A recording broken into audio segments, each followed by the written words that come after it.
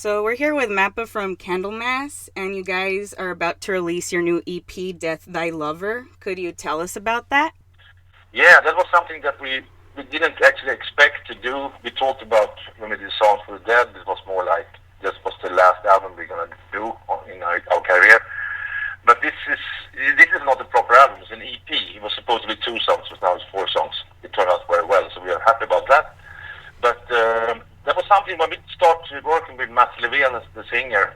It was like we did so many good live shows, and Leif was more like into said maybe we should do. I had 2 songs that would fit Mats very well, and shouldn't we do one more EP? And everybody was like, yeah, of course, because we are a very good live band, and because of that, I think it was very obvious to do new songs to start, so we can continue doing live shows as well. And the EP turned out very, very good, so we are very happy about it. Since it's only 4 songs, do you guys plan on releasing any more material in the near future? No, we haven't talked about it now. The thing is, we never talk in the future when we do albums. It's more like we do an album, and I mean, since we did a reunion in 2002 and the White album in 2005, it's been like, we haven't said it's going to be the last album all the time, but it's been like, yeah, we do an album and see what's happened next, you know. So we never planned for doing a new album, but it was not supposed to be 4 songs each or 30 minutes. It was supposed to we were just thinking about doing 2 new songs, and from then on we didn't talk about doing new albums. But then it turned out to be EP for 30 minutes, almost like a proper album, because if you have 30 more minutes, it should be a proper album, you know. But so we haven't planned a new album. No, we take 1 year at a time, you know. And now we're gonna focus on the 30th anniversary of Candlemas and the new EPs, of course. And so we see what's happening. Hopefully, it would be great to do a new album, because if it turned out that the EP has been really reviewed and stuff, would be really nice. It's really up to Leif, because he's doing the songs. So we will see what he's up to, you know. Do you plan to tour in support of the EP soon? The tour we do with the Candlemas is more like we never do 6 or 7 weeks tours anymore. We don't do that. We've done it, and every time it's been like, oh, we shouldn't have done this, because it's not the Candlemas thing to do. I think more of a festival band. We do festivals, and we do like 2 shows there, 2 shows there, and maybe like 4 shows in a row. It's cool, you know. But when it comes to tons of touring in a tour bus, that's nothing that I don't think we're gonna do. We're gonna promote the EP as we've done with the other albums, but it's more like we play a couple of shows there and a couple of shows there. And I see there's a lot of shows coming in now for 2016 and 2017, so it's gonna be lots of shows, but not a proper tour. I know you guys played Maryland Death Fest not too long ago. How was that? Yeah, well, where was that? What country was that? Oh, Maryland Death Fest. Yes. Baltimore. Yes. Yeah, that was great. That was fantastic, and that was really, really important show for us, because we didn't expect that big response that we got, because we were actually the year 2007 we did an American tour that wasn't that good without the singer we had before, Robert, and that tour was more like, oh shit, how should we go back to America and play that again? They actually booked us, and we went there. We didn't expect anything. We just said we're gonna do the best we can. And we know when we have Mats in the band, and we are really good live band. It's no doubt about that. So we said we do the best. We do the live show, and we got so much response of that. And after that show, actually now they thought they want us back to America and play. We're gonna play Las Vegas now in August or in September. It's gonna be great. So that show was really important for us. When you look back, you know, that was fantastic. Besides that Las Vegas show in August, September, do you plan on doing more festival dates on this side of the world, like North America, South America? We actually came just home from South America tour. We came home 3 weeks ago. We did 7 shows we did 7 shows in 6 countries. We did Mexico, we did Colombia, Peru, Chile, and Brazil, and that was fantastic. And that was like we were away for only 8 days, but we did 6 shows in 7 countries, and the response was fantastic. And you can see that we've been there before, because the gigs we did in Sao Paulo and we did in Santiago was maybe the best, and that was the places we played before 2006. So of course we have plans going back to South America again, and of course back to America as well. But I don't think we do proper tours, but maybe we do 5, 6 shows in a row, you know. Have you noticed any differences between the crowds in different parts of the world, like European metalheads, American metalheads? Do you think there's any differences between the regions? Yeah. I think it's a big difference. I think if you go back till from 89, 90, when we went to Greece for the first time, they were totally, the audience was crazy, you know. They were standing on the airport and waiting for us, and they were like, on the concert, they were like, we thought it was like, shit, they go beyond everything. They could all the lyrics and everything. And I think I will not say that they are bigger fans of the band than the guys in Europe, but the guys in Europe is more listening people. They're more standing and listen. And they go crazy in some songs, of course, but it's not that die-hard fans that you have in South America. Or I would come back to Greece, because now South America felt a little bit, when we came there, it was a little bit how it was when we came to Greece, 89. So I think there's a big difference when you compare the audience in different places from the world, you know. I think because we played Norway the week after we came home from South America, and it was like, shit, they don't like this gig, because they wasn't that crazy. But we know that afterwards we got the best reviews, and Candlemas was fantastic, and people were like, writing, came after the shows and came to us and like, this was so good. So, yeah, really, you really think so? But we were like, we just came from South America where they were crazy in all the countries, so that's a big difference, of course. I don't say they're bigger die-hard fans or something, but I think there are different types. The audience is it's a different style of the audience, of course. When you're not playing music, when you're not rehearsing with a band or playing shows, what do you do during your off time? Do you have another job? Like, for example, Chuck Billy from Testament, I think he owns a truck driving company or something like that. Yeah. We have, everybody got a job. Well, the only guys, Matt, the singer, is like, he's a professional musician. He do other stuff besides Candlemas. He give people song lessons, and he do other projects with bands, cover bands and stuff.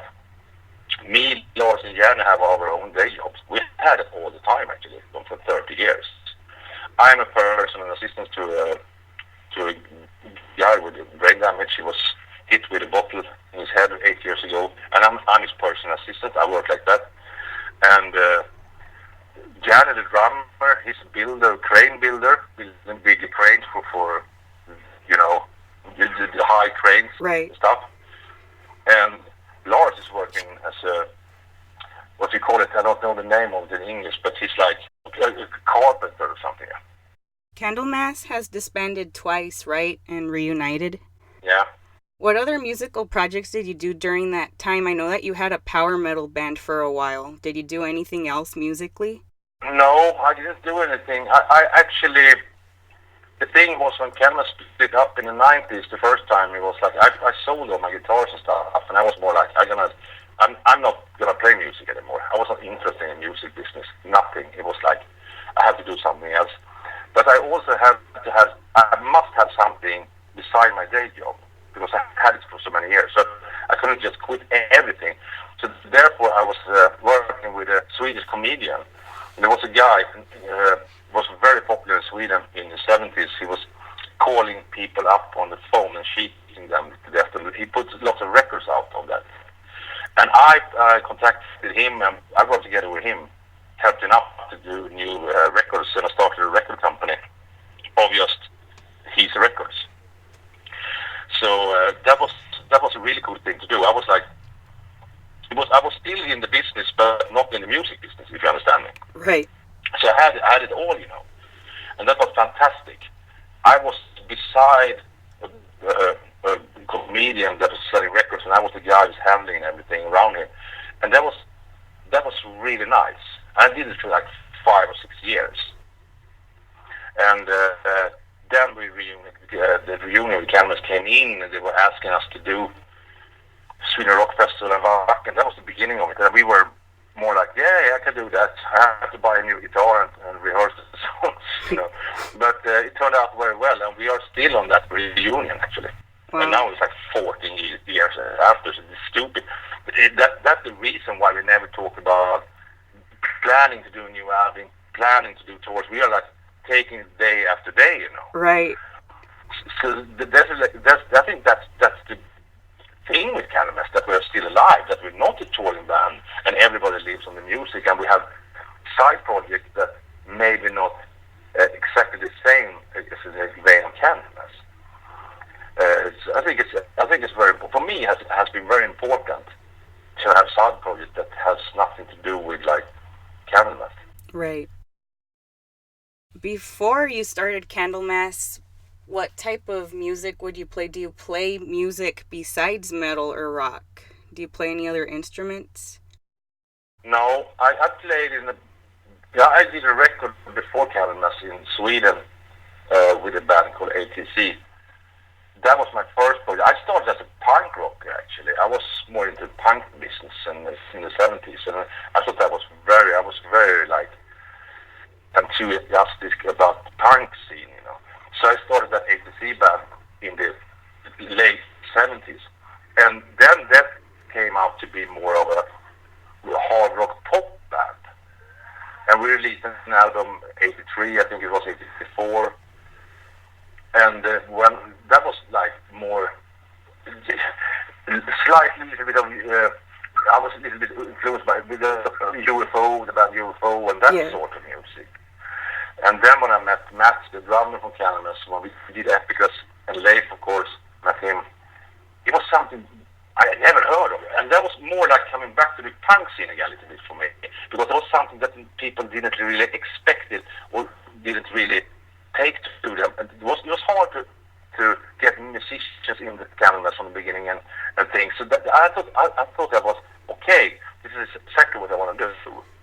I want to do something that people don't expect, and and get an album out that's so heavy, and it's more like what the punk scene was in the 70s. Candlemas is not a punk band, but it was something new. That was what I liked with the first Candlemas. So my first project has nothing to do with Candlemas. It was no Black Sabbath style, nothing like that. It's more pop music. Oh wow, that's pretty cool to hear. Do you have any favorite new bands or any new albums that have come out this year? I have actually.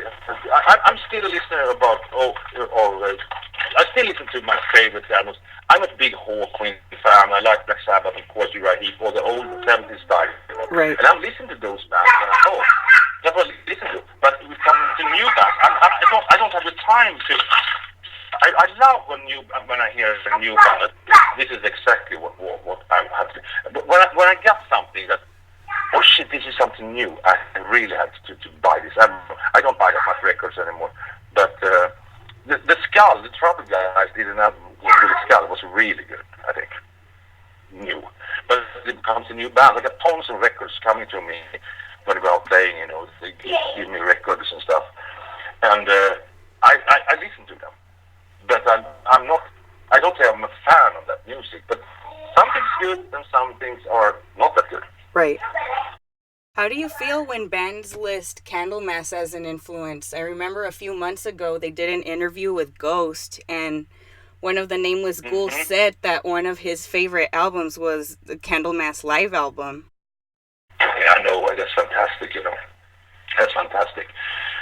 Actually, they are very good friends of mine, not because of their fans of Candlemas. I met, and when I talk to them, it's like, Candlemas are big. He had got posters with Candlemas on his wall when he was young, and stuff. And I was like, shit, really? And that's fantastic. When you hear that they are influenced by Candlemas and live albums, I can't believe that. It's like, it's an honor. It's the best honor you can get. And I think it's a better honor to have that Right. or having influenced lots of bands. I would choose the last one, to influence bands. That's more respectable and more honor for me. Yeah, I think it's more rewarding. Yeah, it is after 30 years when you know how everything begins with Candlemas. Nobody believed that there's going to be anything about it, and we didn't believe it as well. We just did a record that it was fun to record, And 30 years later, it's like a cult album. The first comes and people is like, yeah, we were influenced by you guys. I actually met James Hetfield once when he did a Black album with Metallica, and he came to me and said, Mappe, you're going to like this. I was not a friend with him, but it was more like, you're going to like the new album because it's slower. It's more like Candlemas. Yeah. And that was like, okay. That was fantastic. Do you have any bands or artists that you like to listen to that people might not expect from you? I think some of the people were very, very strange. We have strange influence. I mean, both me and Leif. I mean, we are big. If we go back to the 70s, we are big, really big Sparks fans. Very big Sparks. I listen to them there. And somebody said they listen to Sparks. They wouldn't believe that we are Sparks fans. Right. I have other bands. If I listen to things at home, I like to listen to Leonard Cohen. And Leonard Cohen is very doomy, If you listen to he's fantastic. And I listen to that kind of stuff, and of course Johnny Cash and stuff. That I think is really good. But if it comes to our influences, it's more like we have so many bands that have influenced Candlemas. They didn't believe that if you ask people, it was like more like, yeah, of course they are influenced by only the Black Sabbath, right, and Pentagram and stuff. No, we have lots of other things. I'm a big Queen fan, for example. That's maybe not strange because if you listen to the first two Queen albums, it's one of the best hard rock records ever made, I think. Yeah, especially Queen number 2. I think, as I said, Leif is also like that. His biggest, one of his biggest albums, for favorites. So of course, I think people would expect that, but if they listen to it and see some of the influence, they will see, okay. But it's not no bands they would like take and say, of course they are influenced by them.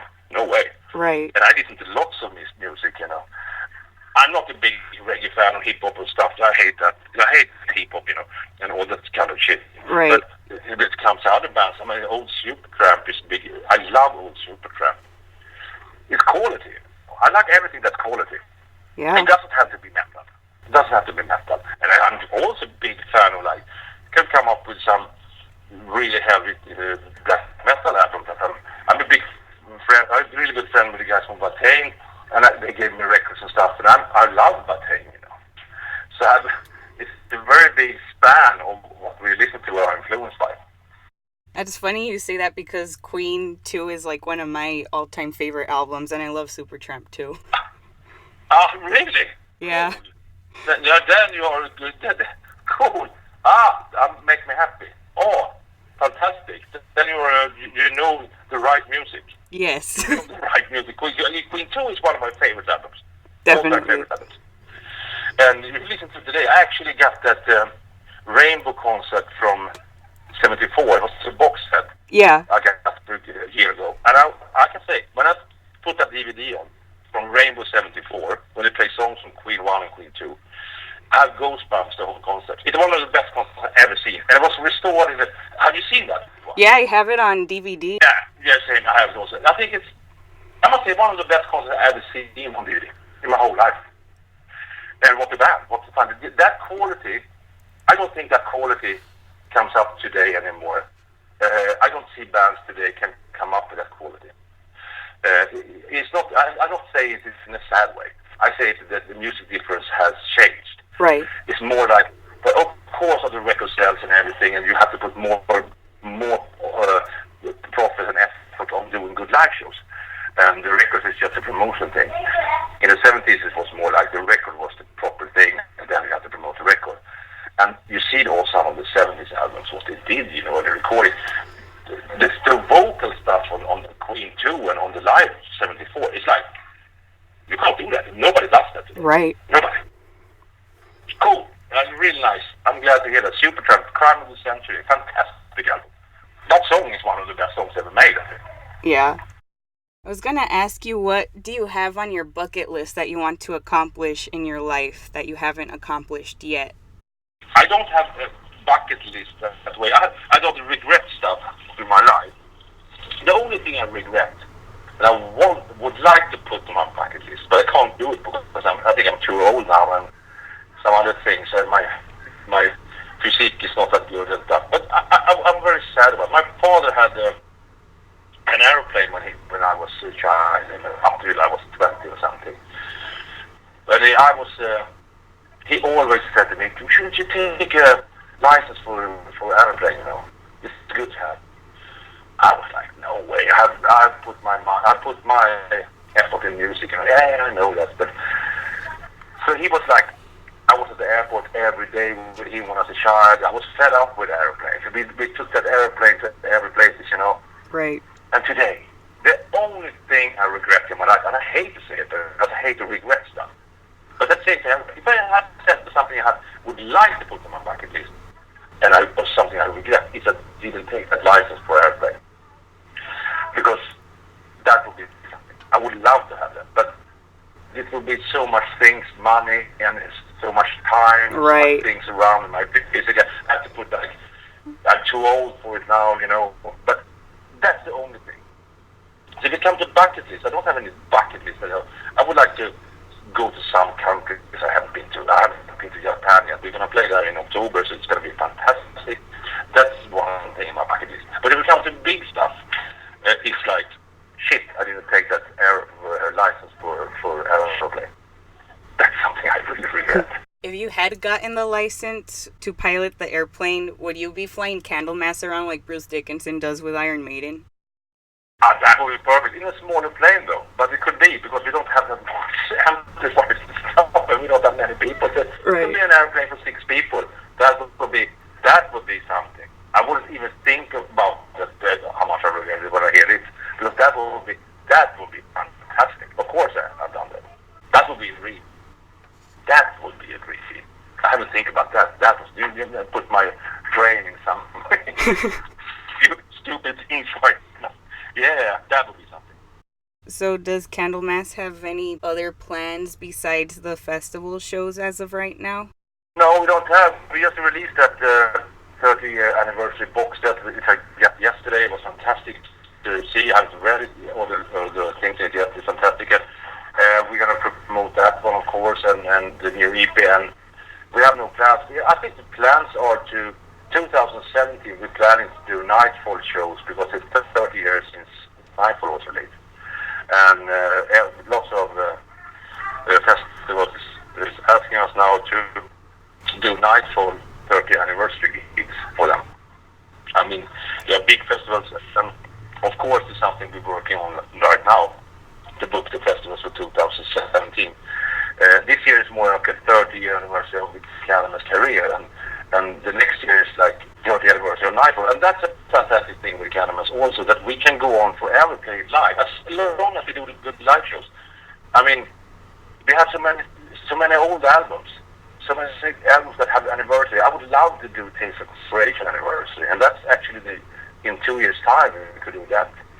So I think we don't have big plans, but the plan is to go on as long as we're a good live act and people want to see us. And actually, it seems to be like they want to see us because we have so good response from the audience right now. And one thing that makes me very, very happy and everybody very happy is like when you see the audience, it's people like 25 years old in the audience. You don't have like people in our age. Right. It's not the main audience. It's more like 20, 30 years old. They wasn't even born when those albums was releasing. They wasn't even born that. And I think about it every time when I stand on stage. I see the people in the face and they're singing along to the songs. It's fantastic that you actually love the old Candlemas albums and you wasn't even born when they recorded. And that's also a big honor for us. That's something we talked about some that's a big thing for a band. And I don't know how many bands from the 80s that still have their albums out. If you talk about Iron Maiden or Metallica or the big bands, if you talk the same band in the same vein as Candlemas, how many bands have albums that were made 85, 86, 87, still around. They're selling even more now than they did at that time, you know. So that's fantastic. And you see, when you go out and do good live shows, you see how the record sales goes up. If you do a good summer, you see the record sales goes up. And you see the hit list on Spotify. It goes up. If you do bad live shows, nothing's happening. If you do good live shows, it's happening. And we've done 2 years time now, we've done 2 summers of really good shows. We had a couple of years before that was very, very bad with live shows because Robert the singer, he was a brilliant on record. He was a great guy. He's a fantastic friend and everything. But he couldn't make it live. He was like, I don't know if he was nervous or he was a little bit alcoholic, and he was like, that was hard time for us. And it was more like, why should we go out playing live if we don't promote ourselves? Right. I can go back to my day job. I don't go out for just, I have to go out playing. I don't care. I don't do that. I go out if it's cool, I have fun, and it's put some effort in for the band. So when Matt came in, it was like, from the day one, it was like, okay, here we are. Now we are a good live band again. Thank you. So the plans for us right now is just do the live shows as long as people want to hear us and we have fun. That's what it should be about, having fun, right? Yeah, because every time we don't have fun, but actually when we come back to the questions that we're touring and stuff, we didn't have fun in there. It was like bad shows, so we were like tired, and we were like, no way, I go back, we're just coming home, you know. And that, you see that on the band if they don't have fun, and we didn't have fun. And therefore I think the concert went badder and badder, it was not good. So we have to actually come back and do it together. Now therefore we're not that much to do long tours. And I don't think we have to do that. We just do the gigs. So we play some gigs in America, yeah. The audience coming there, it's a special event. When Candlemas is coming, it's not like, oh yeah, you can see them tomorrow, you can see them the day after, you can see them whatever, because they play everywhere, every day. So it doesn't matter. But now it's more like, yeah, Candlemas is coming. We have to see this, you know. They got good reviews. And they have good albums out. So I think it's more like that's the way we should work, actually. All right. Do you have anything else you want to mention in this interview? No, the only thing, like I said before, I think it's like 30 years back, if I think 30 years back is so... I didn't believe what we were actually would be up to 2016. That we still are a band that people want to hear, and we do good music, Leif writing great songs, and I'm honored and I'm very happy about it, the situation. You know, it's fantastic. Sometimes I have to like sit down and think like, okay, this is fantastic. How many can have this in their life? You know, it's a good thing to have in your CV. Right. So that's the only thing I would like to say. I'm very happy. And that's because of everybody who's coming to our concerts and buying our albums and stuff. That's because of them. Otherwise, it wouldn't be anything. It wouldn't be alive, you know. So do you have a last message for any Candlemas fans listening? I would like to say a message that I just love our fans that still wants to come to our concerts and actually listen to our new music and give us the opportunity to do what we're actually doing. It's fantastic. I can say that, I don't know what to say.